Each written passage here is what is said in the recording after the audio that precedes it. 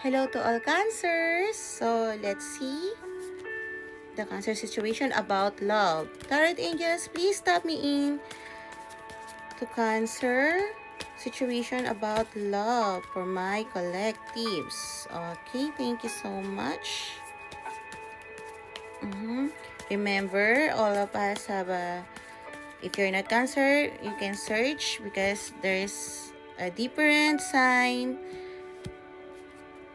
We have sun and moon and rising po. Yun. Okay. Take it as resonate, flip it. If this is your energy o kaya yung person mo. As of now, my collective, overall energy is you feel the time is running out. Maaring napapagod ka na sa kakahintay ng taong to or yung person mo, alam niyang parang napapagod ka na. Pero, despite of that, nararamdaman niya na gustong-gusto ka pa rin niya. Hindi niya maitatanggi yun.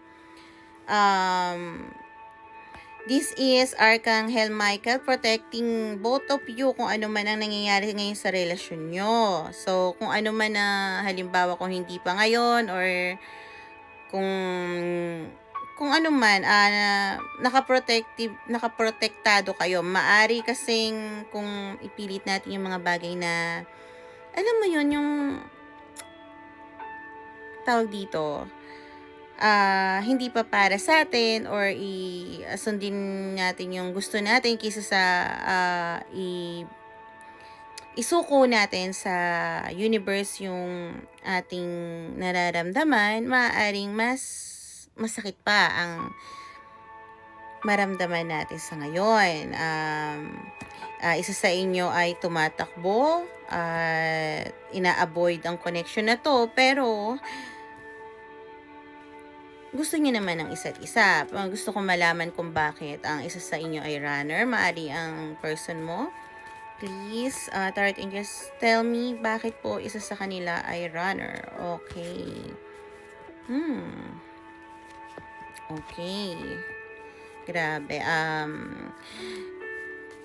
Fire signs are nandito at maaring kung ano man ang nararamdaman nyo, hindi lang ito ay hindi ito pati paano ko ba sasabihin to? Malakas ang sex appeal yon. Appeal, nararamdaman. Kung alam niyo na ibig sabihin. Maraming option kasi kaya tumakbo yung taong to. So, tingin niya, gusto niya muna gawin yung passion niya. Kung nasaan siya.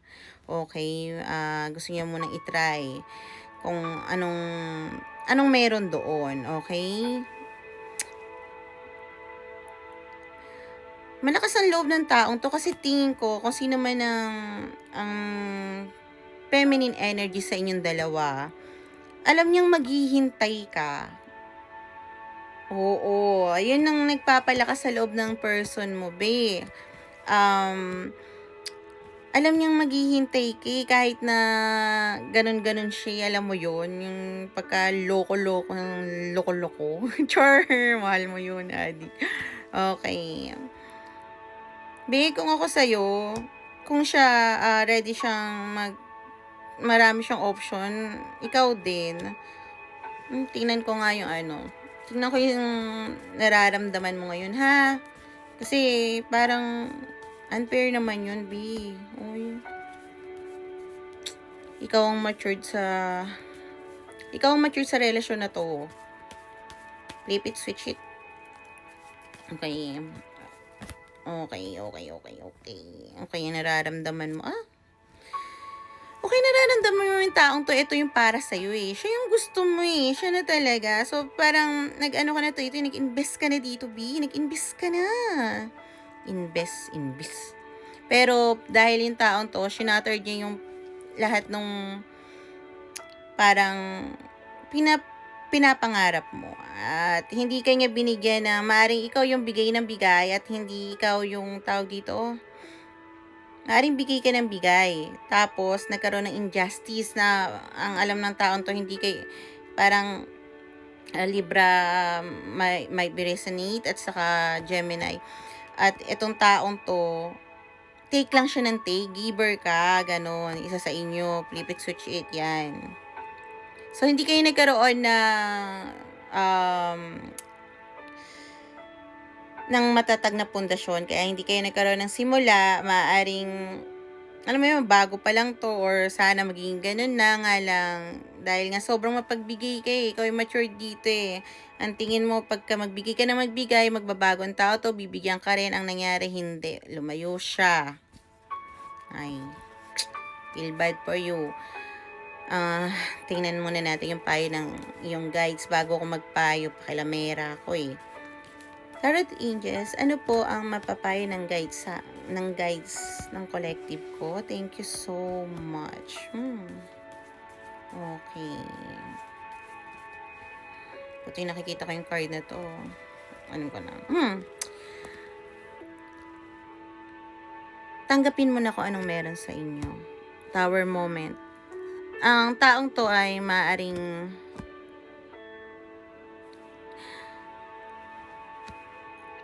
nakakagulo sa buhay mo dahil sa sitwasyon mo ngayon. Disaster. Maari din nagkautang-utang ka, ha? Yung stagnation na nangyayari sa inyo, dapat lang yan para mag-detach ka kasi nagre-refuse ka mag-compromise, sabi nung guides mo. Nagre-refuse ka give up. Napaka-stubborn mo. Ikaw na lang yung nag-last one standing sa relasyon na to. At alam mo naman sino na nakit sa'yo, pero wala. Aquarius might be resonate, saka Sagittarius again.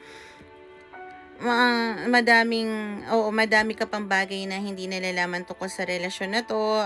Siguro hindi nagsasalita yung person mo. Pero, hindi mo kailangan ng sagot niya dahil alam mo na yung sagot sa mga tanong mo na pinanghawakan mo na alam mo na pero tinatago mo pa, pero ikaw mismo ang nasusugatan sa mga kamay mo. O ganun, B. Mapapayo ko sa'yo talaga, mag-focus ka sa sarili mo.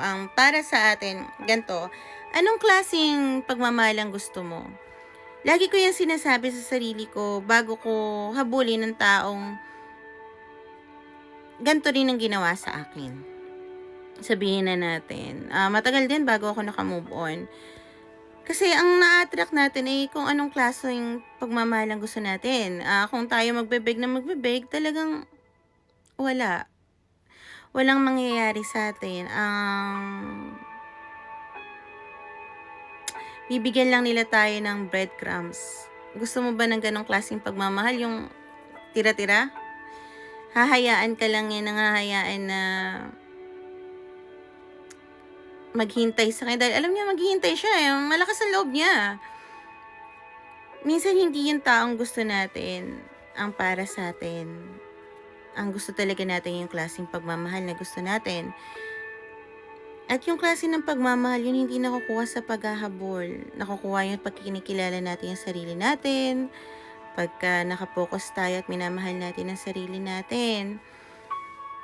Nagugulat nga ako, may mga bagay pala na hindi pala ganun ang ugali ko. Ganito pala ako. Kumpara siya sa'yo, magbabago siya ng hindi mo kailangan sabihin. Kumpara siya sa'yo, babalik siya ng hindi mo pinipilit ang kahit ano. Pero kung mamahalin mo sarili mo at kikilalanin mo, yun ang pinaka-best gift na may bibigay sa'yo ng mundo. Okay, collective? Always smile, ha? Kaya yan. Aja. Bye!